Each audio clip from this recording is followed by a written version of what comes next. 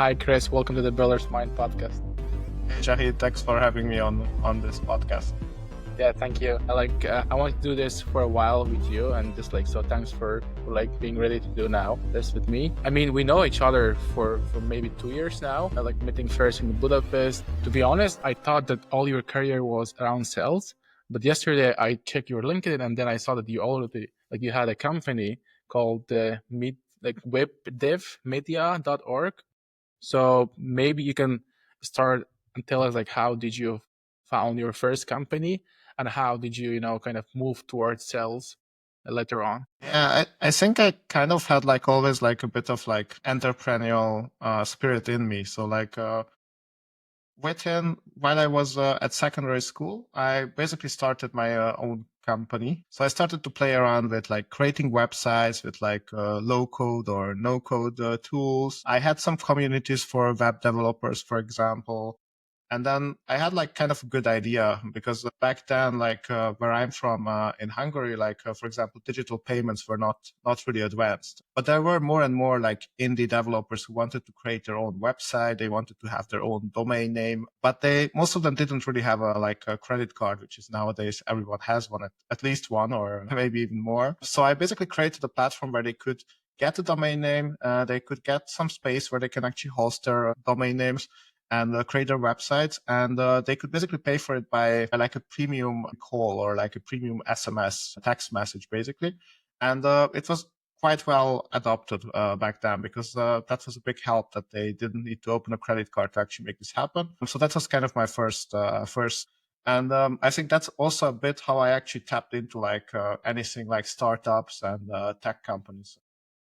And how big did it grow, and kind of why did you shut down and then kind of move towards more sales and employee options?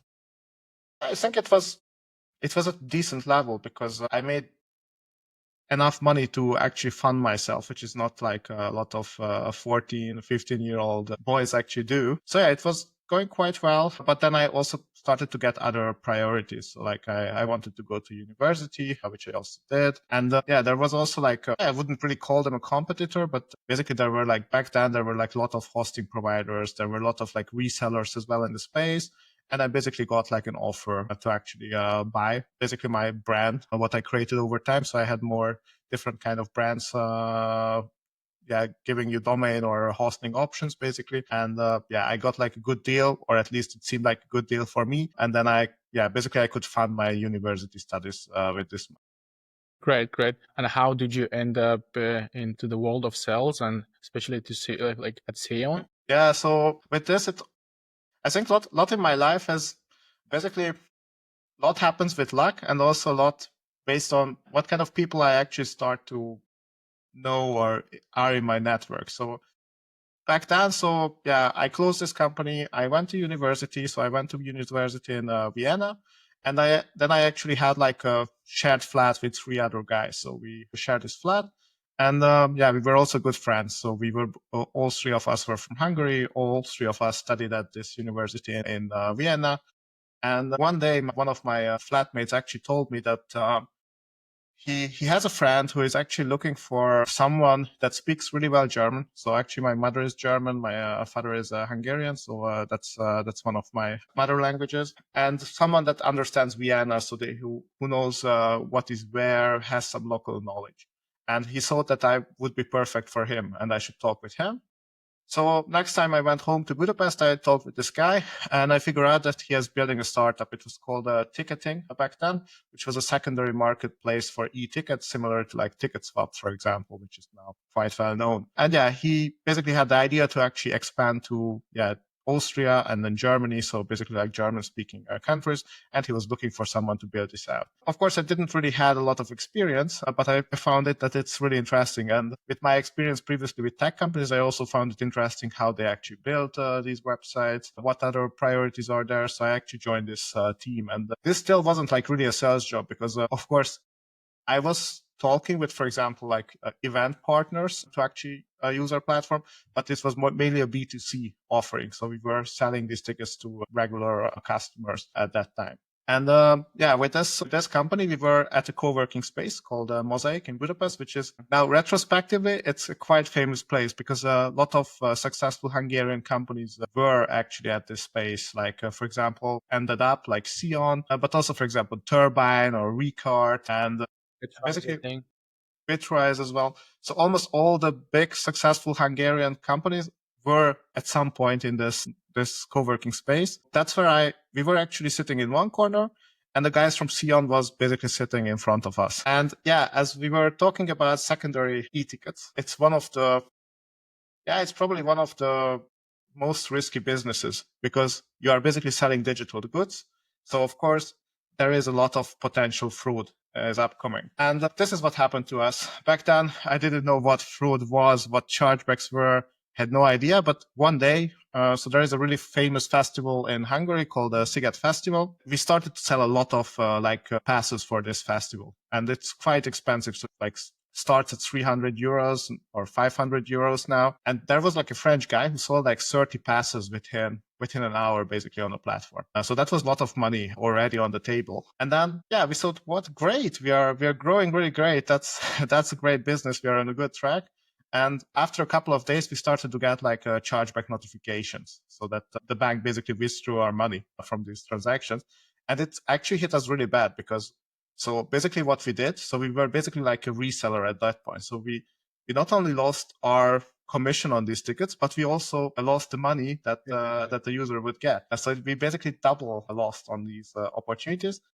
And we were quite panicking. So what's happening? How can we stop this? And we figured out that we actually have a guy sitting next to us who is actually dealing with this. So there was Tamás, the founder of SEON. Basically, I think he spent like the whole day with us. So he figured out who this guy was in France who was doing all these frauds. And then also we then basically integrated SEON right at that time. And I think we were probably, maybe not the first, but like one of the first 10 customers of SEON basically. And we share this co-working space. And that's how I actually met Tamás back then. But I did not end up at SEON right then and there. But we were still doing ticketing for another like 2 years. We raised a seed round. We actually had quite decent traction. But as some startups, this was also like a story which was not sustainable. There were, I think, a lot of reasons. I think we raised from the wrong investor. We also were not in the best economic climate back then. And also like retrospectively, so we did not made it until COVID. But if we would have, then probably we would have died in COVID because then the full event space were out. And then basically how I ended up at SEON, that when we started to run out of cash and we were already working for free and trying to make it work at ticketing. But at some point, I needed to get a job because I was really running low on my bank account. So I basically saw on LinkedIn that Tamás posted that he's looking for someone in sales.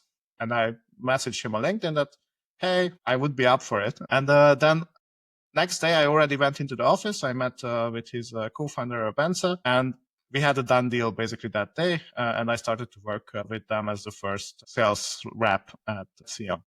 Yeah, like I asked like this question because I know that you grow the sales at SEON quite to a significant number. So my question is that like, did you have some mentors who kind of like walked you toward like through the sales processes and then help you to actually secure big tickets to SEON, or did you just do it by doing and then like learning it by yourself and kind of reach that high level all by yourself? So I would say it's a bit of both words because so when I started out, we were trying to figure out everything on our own. So like SEON was also like really small back then. So we had like 10 customers. We were at like K ARR. We had like a team of 6, I think, back then, mainly developers and the 2 founders.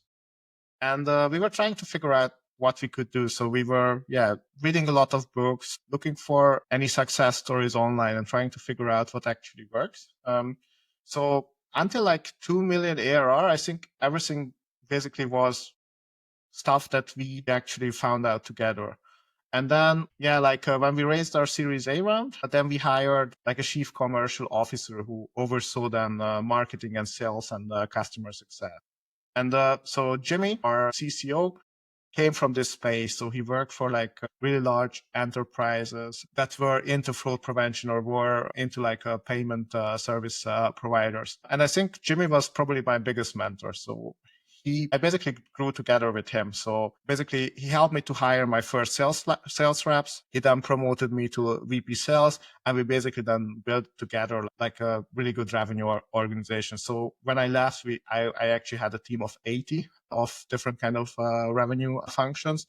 And it was a really good duo, I think, with Jimmy, because he knew a lot of stuff, but he was also really open to actually try like quirky stuff, which is not the normal thing we do. So I think we were a quite good duo back then at SEON. But I would consider Jimmy like my all-time best mentor I ever had. Okay, great. I mean, it's no surprise that after this many years of experience in sales, you're building a SalesTech startup now. So maybe like coming to Captiwate, how did you come up with the idea? And I remember the night that you were pitching this idea to me and Robert in a party, but kind of like, how did you kind of, like come up with the idea?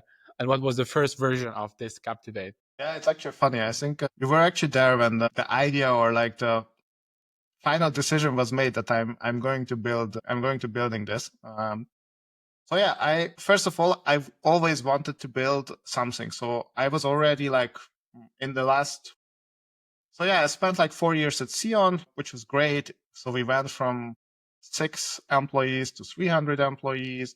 We raised a really big Series B round with more than 90 million euros. We also basically grew to back then like at 50 million ARR as well. So I had seen a lot, and I also then noticed that it's different what I really liked. So I really enjoyed the part where we were sitting 6 of us in a small scrappy office and trying to figure out how we can actually grow. So that's what I really loved. I also loved, of course, the scaling phase. It was really good. But then, yeah, when you are a 300 employee company, you start to have different goals. So like I basically found myself that my calendar was full with, basically I was managing managers, which is, I think it's a good thing, but I realized that I'm probably not the best person in this. I think I'm really good at selling, and I think I'm really good at supporting sellers individually. But I'm not really the best like tactical kind of coach. I'm probably not really bad either, but I did not fully enjoy it, and I also saw that there are probably better people than me doing this job, and that's where I started to think, what should I do next? And then there's, of course, when you are already in this mind, then you are more receptive to other stuff. Like with my previous founder at ticketing, Benza, I was, basically I was meeting him like every 2 weeks, and we were, basically pitching startup ideas to each other. And we then, if there was a better idea, we started to basically challenge it and see why it would make sense, why it wouldn't make sense. But we never got to like a point where we both thought that, wow, this is a great idea. Let's start building this. And next to this, then out of blue, a recruiter contacted with me that they have like an option he has like 2 Series B startups who thinks would be a really great fit. I normally don't really answer to this, so I did get like quite a few of this. But I knew one of the companies, so it was TestGorilla was mentioned in this, and I saw when I mailed him back that I would be interested with speaking with TestGorilla if that's possible. So next day I spoke with the CEO of TestGorilla, with Wouter, and he blew me away. Like his personality, I think he's probably like one of the most driven startup founders. Like, I had this call with him, and I knew I want to join this organization. And that's what happened. There were a lot of expectations because TestGorilla raised one of the biggest Series A rounds. So they raised a 70 million Series A round. And it's also like a different play because, and that was really interesting for me because, so SEON was like a really vertical niche kind of software. So it's like the more classical like startup playbook. But TestGorilla, so it's a huge HR tech platform for pre-employment assessment. This is basically every company in the world can use something like this. So this is a horizontal play. And I was a bit skeptical, but also really curious how you can actually make something like this a big success, especially with this kind of funding and this kind of leadership team. So then basically also like, I think a really cool leadership team was also there basically established. So I wanted to be part of that. That's where actually my idea for my next company was basically born, because when I arrived, there was basically no sales at TestGorilla. So there were a couple of, there were 4 reps basically doing like full cycle, everything within the company. And I was blown away how much demand they actually had. So every day they had like 1,000 or 1,200 free trial signups on the website. But we were only converting like a small percentage of that. And basically I thought this is a gold mine and how we can actually make the most out of it. And first thing I did, we put a phone number form request on the free trial so that they know whether, so we can actually call them. We started with this 4 sales reps. We started to actually call them. We had done a lot of data, and then we analyzed the data after a month, and we saw like really interesting statistics in that. So if we called a prospect more than an hour after signing up, they basically did not know what TestGorilla is. It was basically irrelevant for us, for them that we called. Conversion rates were only slightly better than if we did not do anything. If we called within 1 hour, then the results were already significantly better. So there was a good uplift. But what was really interesting that if we called them within 5 minutes, it went through the roof. So it was like 35% higher conversion on those leads, which is, especially at that scale, it's a big difference.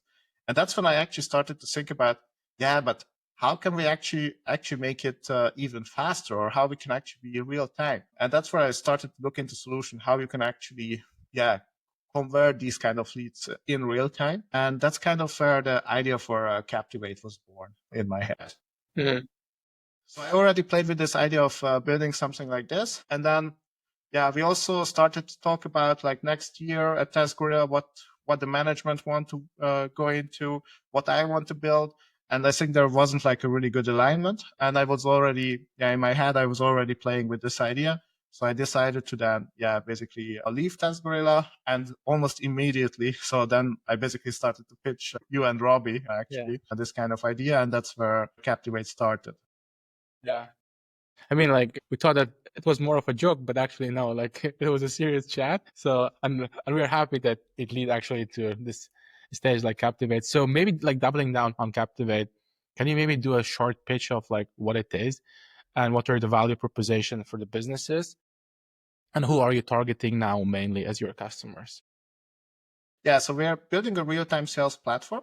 So we identify who the website visitor is. We can tell you what they are doing on the website, so we can catch any kind of like high intent activity. And then based on that, you can also initiate a live video call with the user right on the website. So what's the benefit of this? So you know a lot about your users, and you can get in touch with them without getting a phone number or without getting their email address. You can connect with them right on the website and do a real-time demo on the website itself.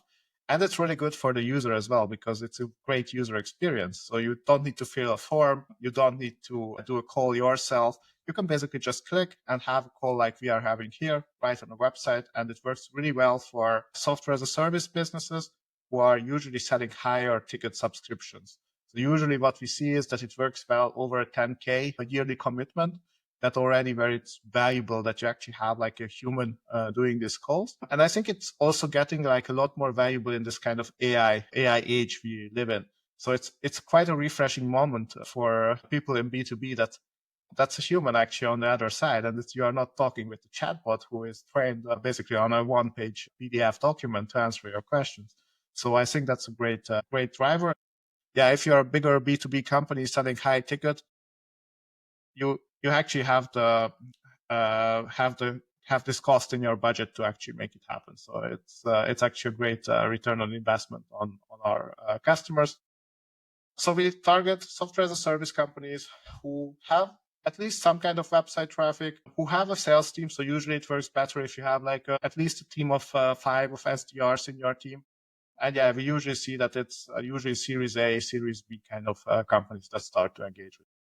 Great. But maybe we can look at the product, because I have never seen a demo of Captiwate yet. Of course. Let me see. I just need to figure out how the screen share works, but I think I will be able to do it in a second. So our core product here is this widget here on the right side. So basically you can see I'm waving at you in this fashion. I think that's actually really important. So it's different than all the other chatbots or AI conversation tools you have on the market, because it's really optimized on the human experience. So next to this, you can also fully customize this widget. So you can have your own branding on it. You can have your own videos, your own pictures. You can fully customize all the text on the widget. You can customize the CTAs. So we wanted to make it look like screaming that it's really, really, really a tool where a human will be on the other side. So we spent a lot of design efforts into this. So that's what the user sees. But when you are a sales rep, you will be able to see even a lot more about this. So if I switch to the other side, then basically that's how our dashboard looks like. And it's basically like a real-time pipeline of your website visitors. So for example, you can monitor certain pages or certain segments of your website visitors. Like we are a software company. So for example, for us, if someone is on the pricing page, that's super valuable. For example, here is one user that's actually now me for the demo purposes. I'm here on the pricing page and basically browsing here on the pricing page. And you can actually see what I'm doing real time on the screen. So that's actually giving your sales team some context about what's happening. So if I'm looking at the startup package here, I can reach out with, hey, should I explain you our differences between startup and growth package within 1 minute? And then I can basically offer a call. So it's giving you a lot of context. We also identify the website visitor's account based on the IP address here. So you can see that I'm from a Captiwate. We can see historical activity data. So whether they are a returning visitor, what kind of pages they visited before, how long. So there is also a little bit of historical activity.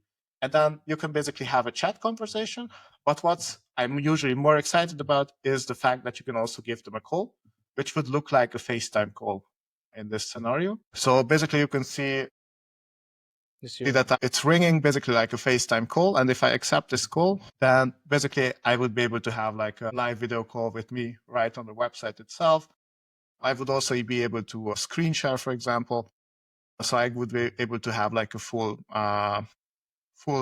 demo experience right on the website itself. Kind of like here, the main value is that, if a potential customer is on your website, and like if you have a chance to really kind of convert that to paid customers right now, or like kind of like right at that moment, then it kind of becomes faster. And then you also have the option to do a call and then answer all the questions like related to like the product. But I can assume that, for example, there are some startups or companies that they receive lots of visitors, they have lots of kind of demand, and then so is it gonna be like a customer support call that you call, and then if someone is busy, then they will pick up your call a bit later, or how the waiting time kind of happens in this process? So we only offer the call when someone is available. So that means that it's based on availability. And then you also have a lot of options on who you actually show this call to. So if you can show it on certain pages, for example, or on certain journeys, this can be picked up. You can also decide to show it only for certain segments. Like we see, for example, some companies that they do this kind of online call offering only in the US because there are usually two reasons that usually US customers in software spend more, and they are also more open to this kind of approach. So they love it if you're able to have like a real-time conversation. So that's, for example, something you can do. But you would be also even be able to do it for individual accounts. Like you would be able to decide that, yeah, for, I don't know, 11x, I would be offering this call if they're on the website. So you can also basically create a list of target accounts. So you can play around a lot with it on where and how this widget actually triggers. Just kind of out of curiosity, how hard or how easy it is to set it up for a customer? For example, if someone wants to use Captivate, like how hard or easy it is to kind of actually have this technology in their webpage? So generally, it's super simple. So it's 3 lines of code. It's a JavaScript snippet. They can integrate it into the header of the website, either directly or even with tools like Google Tag Manager. So usually, it's not really a problem for most companies to integrate. I would say you could probably do it in a couple of minutes. And how is the competition like in this space, especially now that there are AI, kind of bots, and then like you can do a call with an AI agent? Exactly. Yeah, the competition is really interesting. So there is like one market leader called qualify.com, which is, I would say it's an awesome product. So I when I first have a look at it and I tried that, it's amazingly good, but it's really expensive. So it starts from like 60K a year, but yeah, an average account is like 100K a year, and it's Salesforce focused, so you can only use it with Salesforce, and it's really enterprise heavy, so like really big brands are using it. And this was also kind of a bit inspiration for me that I want to build like a more affordable version for SMBs that are mainly using HubSpot is kind of what we do. So in that sense, we are not really competing with Qualified because we are going after like really different accounts. And yeah, there are some tools where you are now able to like speak with an AI avatar. I'm not a big fan of this. So I'm really believing that, especially in B2B, in software sales, like if a human is there, is giving you so much value. And I think it will actually give you even more value as even more AI will be in everyday's life. It will be a refreshing moment that a human is connecting.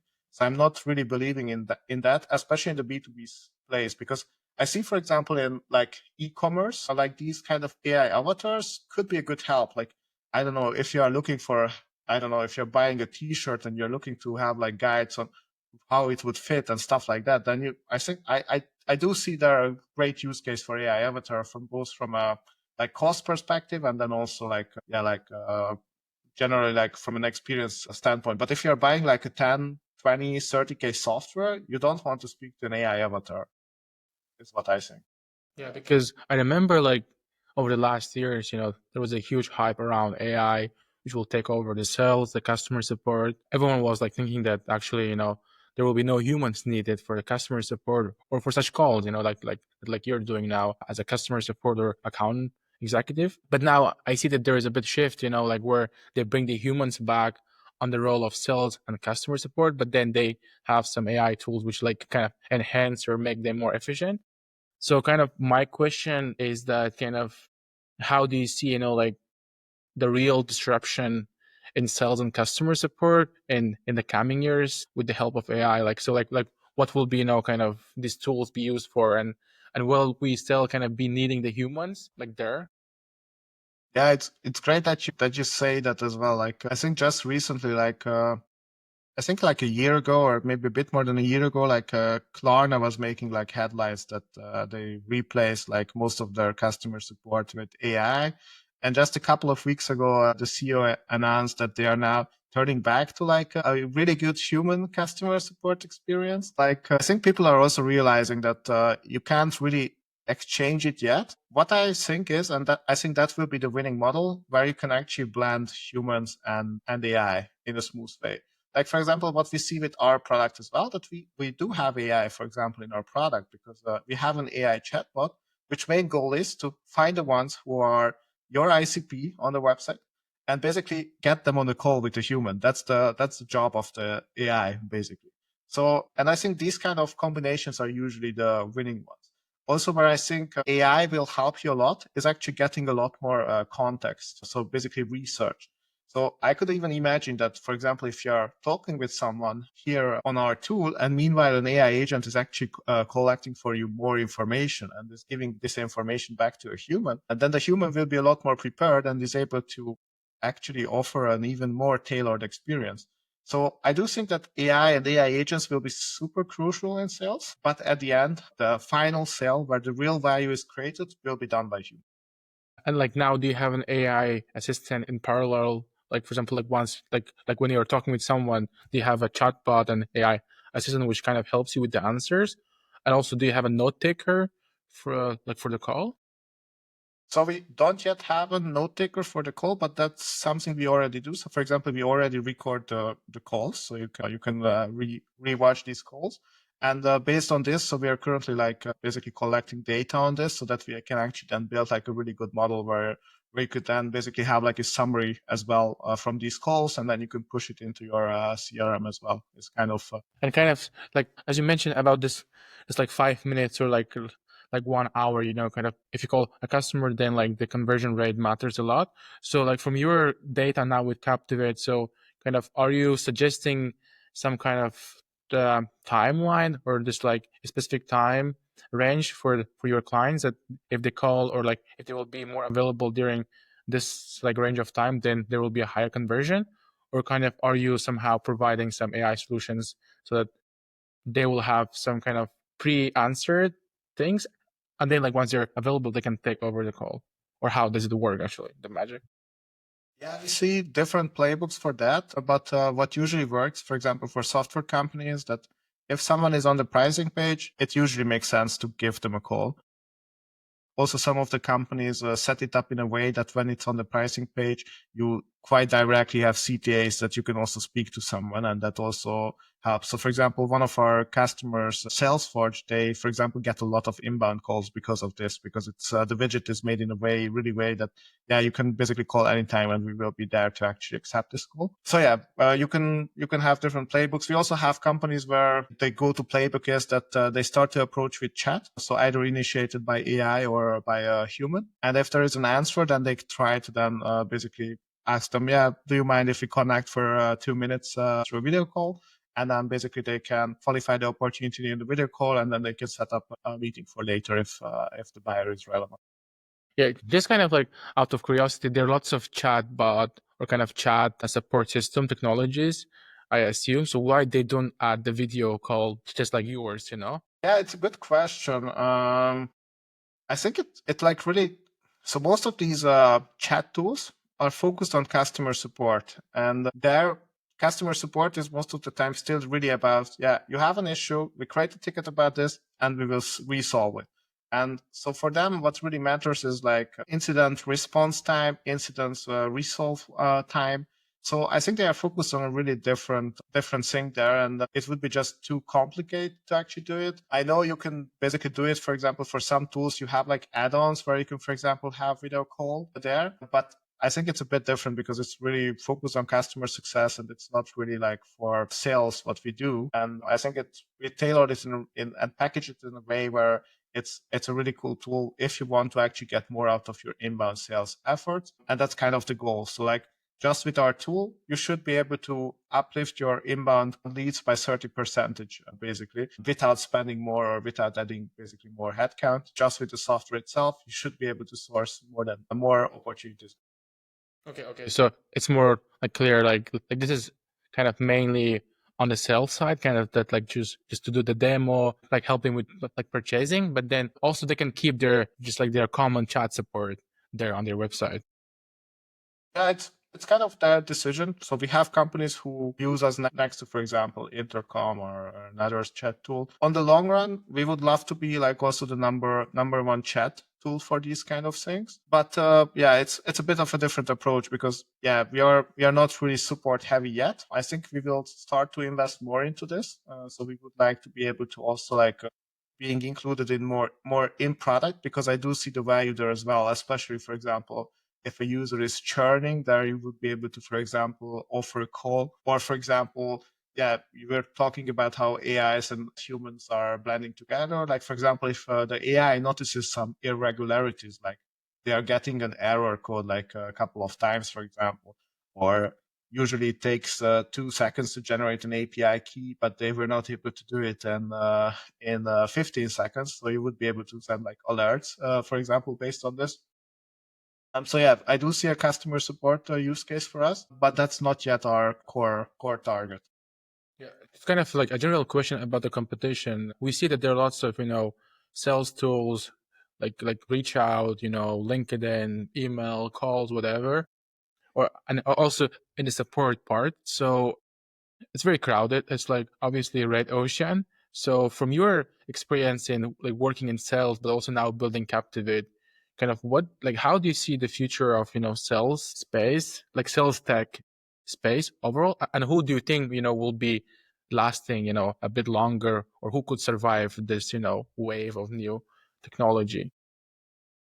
Yeah, it's funny because that's what I got like from a lot of investors we were talking to when we had this idea that this is like a red ocean. I'm not sure if this is a red ocean, because if you have a look at just here in Europe, like how many companies within sales and marketing emerged recently.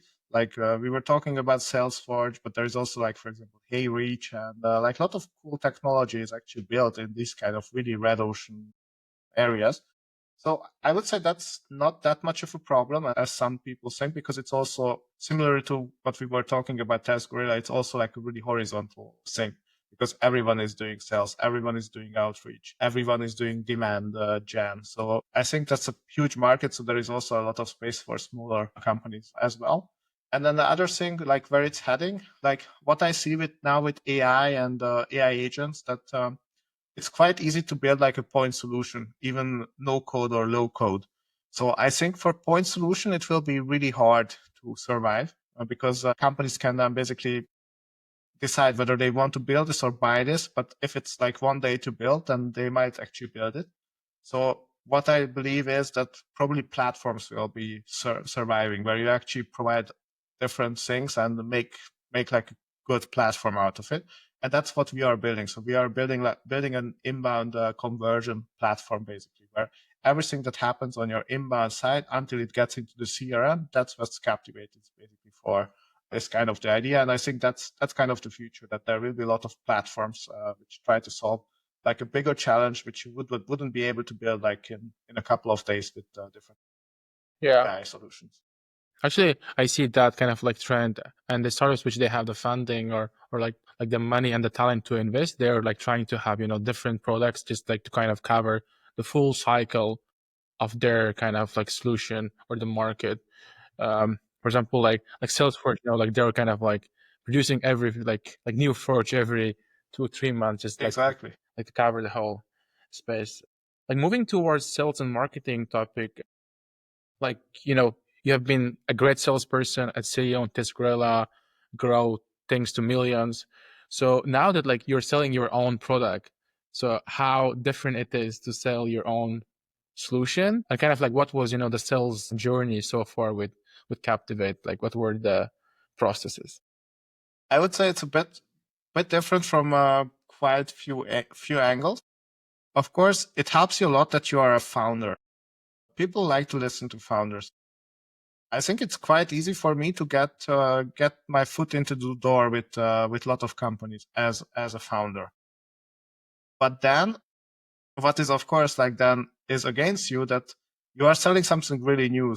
We started Captivate like 1 year ago. Like 1 year ago, we did not have a product. Now we have a product for like a bit more than half a year, and we have some first customers. We have some good traction, but still, like no one knows what Captivate is. So we don't have a brand. We don't really have like a really strong traction to actually show that, yeah, we have this 100 companies of this size using us. We have like a couple of companies, and that's what we can actually show. So that's against us. Well, like selling, for example, a well-known brand. But that's also something I already see a lot of improvement, like where we were like half a year ago, no one knew what Captivate is. I think if you are now in sales and marketing, you probably already came across somewhere of Captivate, or you can probably categorize in which kind of like go-to-market tech we are actually in. So that's changing, and that's helpful. But yeah, it's a definitely different thing to sell as a founder and sell like a company from the zero, because I was quite early at SEON, but still like they already sold like to the first 10 customers when I arrived.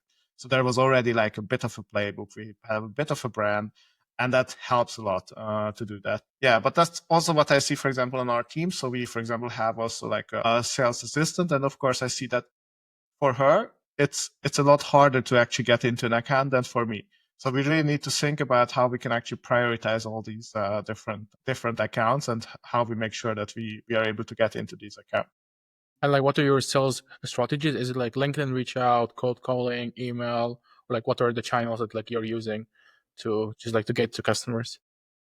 So we are trying a lot. We have tried a different kind of ads as well. So we tried Reddit, we tried LinkedIn ads, Google ads. We see some success with it, and we are getting some traffic out of it, but that's not our main source. So most of our current customers and prospects are coming from either my network or from cold outreach. So we are doing both email and LinkedIn when it comes to outreach. And we are trying to do a lot more community as well. We are posting into a lot of like Slack communities. So I regularly post there like videos of some short product updates, for example. We are also trying to be quite active on LinkedIn. So some of our colleagues are really active on LinkedIn, me as well. I started my newsletter called Human-Led Sales, where I basically post tactical advice like every week. And yeah, we try to actually generate like a lot of demand based on these platforms. And that's what have been working mostly well for us. So outbound and yeah, like presence on. And like regarding the ads, I think like I had a chat with one sales guy and he told me that, ads kind of almost never works for B2B because it's good like for consumers, like for B2B, like you need to have this trust. But he said that like it helps with branding. So kind of, are you like kind of investing in ads solely because of the branding, or actually for you it really like results to some customers? Yeah. I'm always surprised. So I also have like a lot of people who said that B2B ads are not really working. Like I worked at two companies who mainly were generating demand from ads. Like SEON and TestGorilla were really heavy PPC spenders, and that's where most of the users come in. I think it's what I see now with Captiwate as well, and that was my initial hypothesis as well. That in the beginning, until you don't know who you are really targeting, it's really hard to nail ads. But once you actually nail and you know who you are targeting, then ads will be just as good as any other channel. Because if you are talking to the right ICP, then they will convert. Like that's what we had at SEON as well. So we were experimenting a lot with PPC. And then once we actually find these niches like online gambling and payday loan companies, for example, we know how to target them, and they came in from PPC. Same with TestGorilla. We know which companies we want to target for, and the ads just work same as outbound messages. I think that's why it usually not works for startups straight out of the box, because you haven't yet figured out who you are selling to. And that's a big learning for us at Captiwate as well. Like in the beginning, I thought our tool can be used by basically any kind of tech companies. But over time, I realized that the real value is if you actually have a sales team. So if you only have a couple of sales reps, Captiwate is probably not the right product for you because it will be too expensive for you to actually have it. And you don't have enough resource to actually be there and call the users or answer calls. So what we see is it works really well if you have a sales team of at least 5 person, but it's better if you have a team of 10 or a team of 20, for example. That's our sweet spot. In the beginning, we targeted all these smaller companies and we had like limited return on them, or we had like companies who were trying it out, but we were never able to actually close these accounts because just like the value and the price did not match for them. So now that we are basically targeting a bit higher, now we actually have like really good success, and we have like users who actually love our product at that space.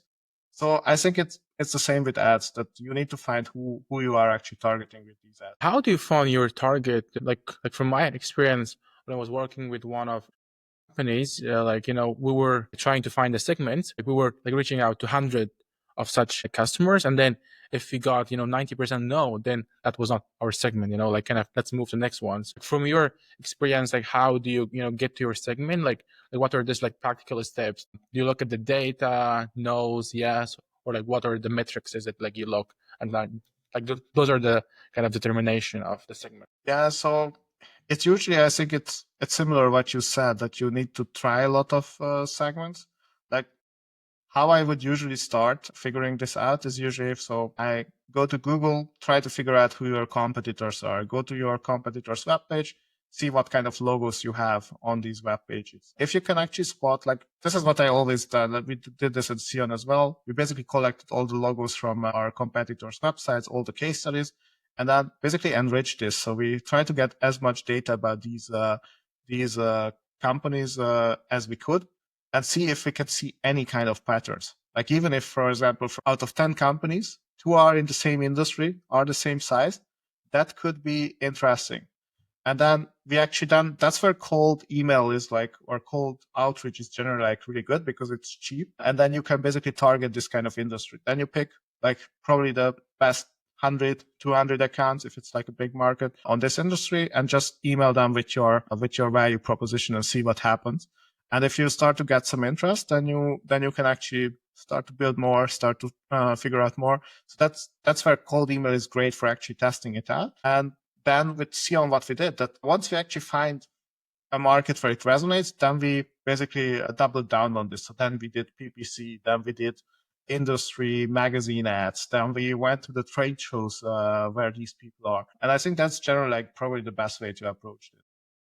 Yeah, like one of the tips that like you taught me or like you shared with me was that once you find a company, you have to target them through different channels, LinkedIn, email, phone call, so that they kind of, get the notice that actually like you're trying to reach out to them through like different channels. So that was kind of a good learning for me from you actually. Yeah, and I think that's really important. And I think in B2B, and especially if you're working with higher tickets, then that you can do like a lot of good things, like you mentioned as well. Like with SEON, we did also like if you really wanted to close someone, we would figure out at which conference this person will be, and we flew there and try to speak to this person in person because you have a lot more chance to actually doing it there. And yeah, in B2B, you are able to do this kind of things because if you are selling a product which has like a yearly commitment of 20, 30K a year, you flying to a conference, getting a pass for 500 euros and spending 200 on flight tickets, you still have a great return on investment if you are doing that. And no one is doing that. No one is putting that much effort into it. So that's how you can win in B2B, like really good if you are doing like things that, especially at that stage, which don't scale. So you are not able to do this like every day to fly somewhere. But if you really want to close a customer and you know that they are going to there, go to this event and speak to them in person. That's probably the highest converting activity you can actually.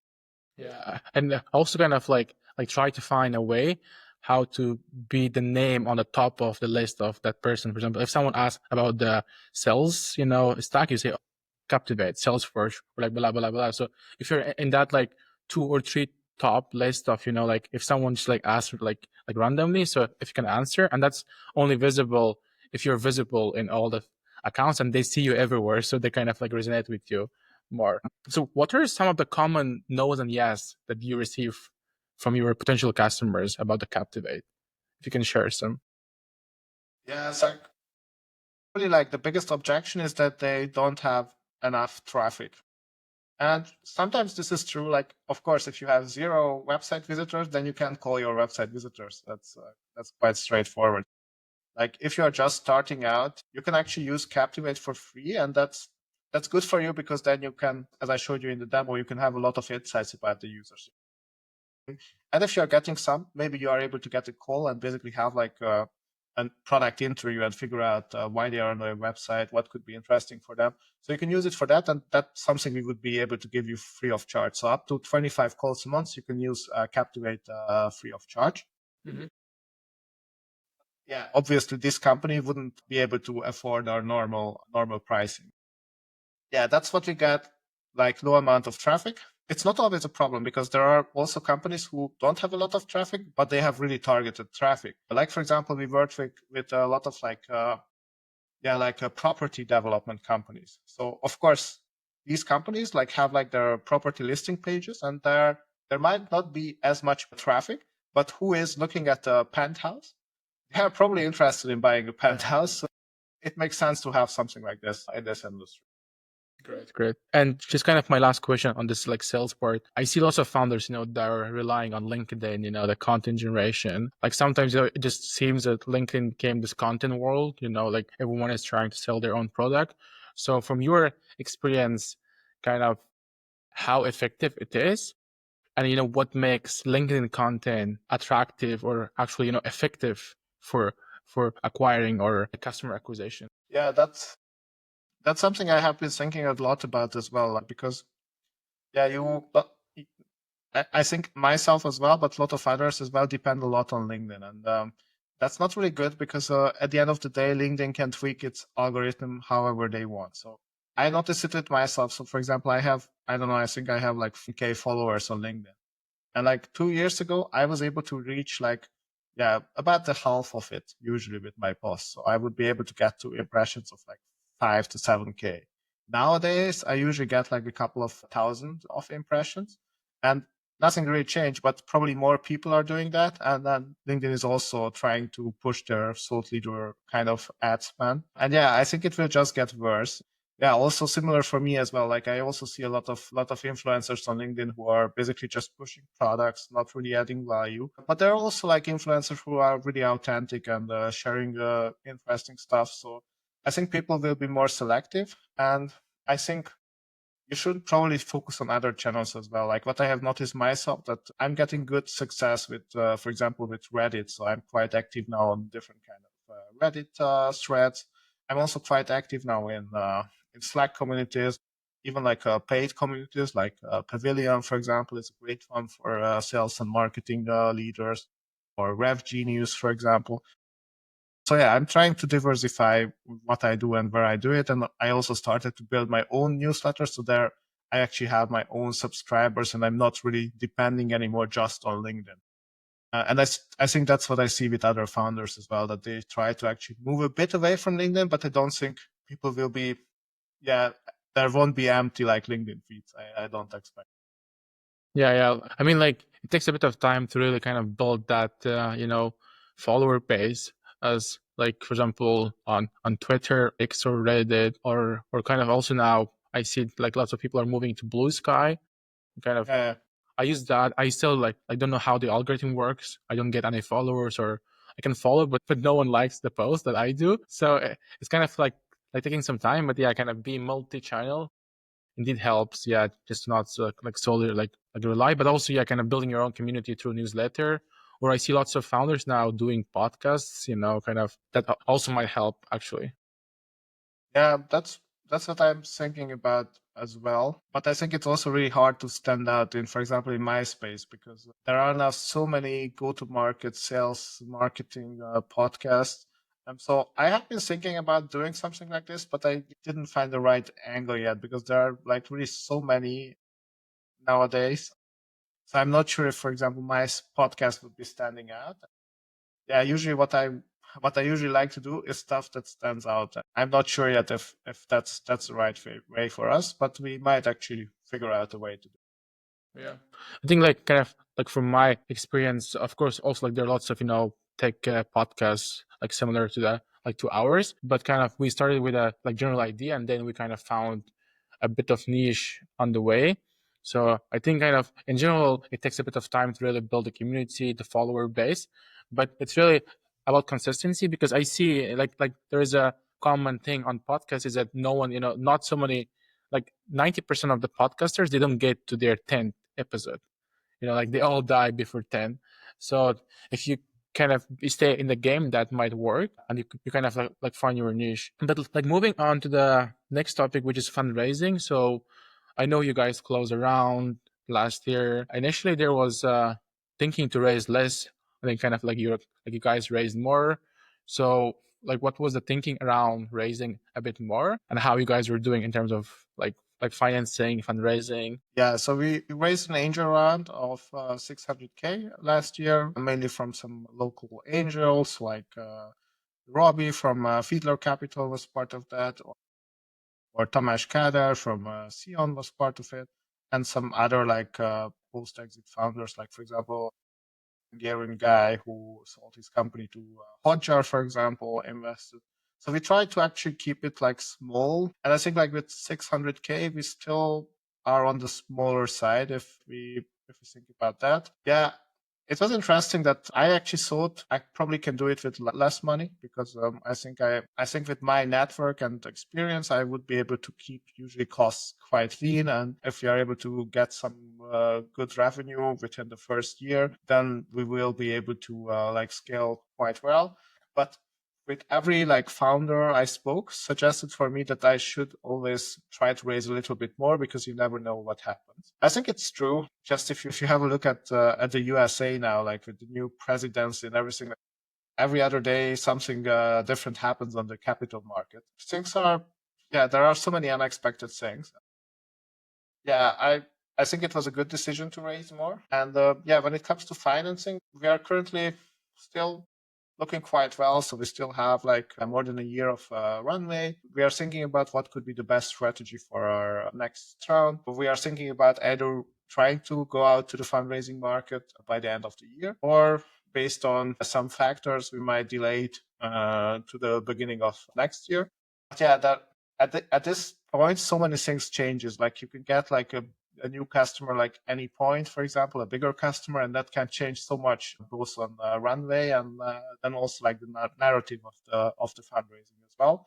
So I think we are still in a comfortable position, but we, especially towards the end of the year, we need to think about how and when to actually do an extra. Great. Yeah. I mean, the environment for fundraising is changing, like with US and like the rest of the world. So yeah, like there are lots of uncertainties, but it's so like there's lots of money, to be invested in startups. So we reached to our last part where I just ask, like random questions, and you ask just like you answer. So my first question is about the biggest challenge. What has been the hardest part of building Captiwate so far? Yeah, probably like building the product itself. So we had an idea how to build it, but this was really the first time we built something like from scratch. So my co-founder is coming from a technical background, and we basically the two of us started to build this together. So I also, of course, I saw a lot of product being developed, but I was never a product manager or really someone who understood this. So like just getting into this habit, and then also like doing like product interviews. So like I did a lot of sales calls before, but product interview is like really different. I did not have anything yet to sell, but I needed to figure out whether this would be something that they would be potentially buying if we had a product. So yeah, that was a big challenge, but I think we grew quite well into it. Great. And like, what's one thing you wish you knew before starting Captiwate? Question. Because now, for example, imagine, like at SEON, you were just leading the sales or at TestGorilla, but now you're in a position that like you have to be generalist about accounting, about building. So it's like more than just like selling. So it's kind of yeah. It was interesting that we didn't really have like a lot of surprises. Like I think with my co-founder, we actually have like basically have like the full spectrum basically what we did. So we didn't really have like any kind of difficulties like with running the company with I don't know, we had no problems with accounting or taxes or anything like that because I I think I was quite aware because I also invested into some companies before. So I had a quite good idea about this. I think like what we discussed before, like when it comes to like how much money you should raise, I think now if I would raise another round, I would probably try to raise more because that just gives you a bit more security and it gives more security for your team. And you might actually dilute a bit more, but yeah, basically giving you a bit more flexibility. I think now I would always go for a bit more flexibility. And my last question, so what will be the one reason will make Captiwate a huge success? And what's the one reason which might be the reason that Captiwate will actually, just die? I think what makes it that could potentially make it a big success is actually the human part. All this AI noise being there, a human option. I think that's a killer pitch, and that should help us to get there. And then the other part is similar to this, so that if AI becomes so good that you're not able to tell that this is not Krisztian, this is not Jahid, then we have a problem. I think we need to then adapt to this situation because now everything we do is a bit based on that you will never have an experience with an AI, which is so you always will be somehow able to tell that this is not AI. But if we get to the point where you would be able to have a conversation with an avatar and I'm not able to tell you that this is not Jahid, then yeah, our value prop is probably weak in its current state. Yeah, like I think like what makes the humans special is the human experience. And if the AI reach that level of like offering the same value or kind of like the feeling, then that's kind of like the moment not only for customer or sales support, but for all the sectors, it will be. Yeah, I think if that happens, then also the word will be a really different word itself. So I'm not too worried about because if that happens, then we probably need to adapt to the situation anyway, and it might be our least priority. Yeah. I think like I see like there's this like new trend of post, where the candidates, like the interviewee like asks, the candidates just like to just like wave, in your face. And if it's AI, then like it disappears or something happens. So I think, like maybe there's a new startup idea where you can actually, say is it AI or not, or is it human, you kind of need this like verification. Yeah, that's actually so like when people call in on our website, they always ask whether you are AI. That's the first question, and I always yes, I am AI. That's how I start the pitch usually with these guys.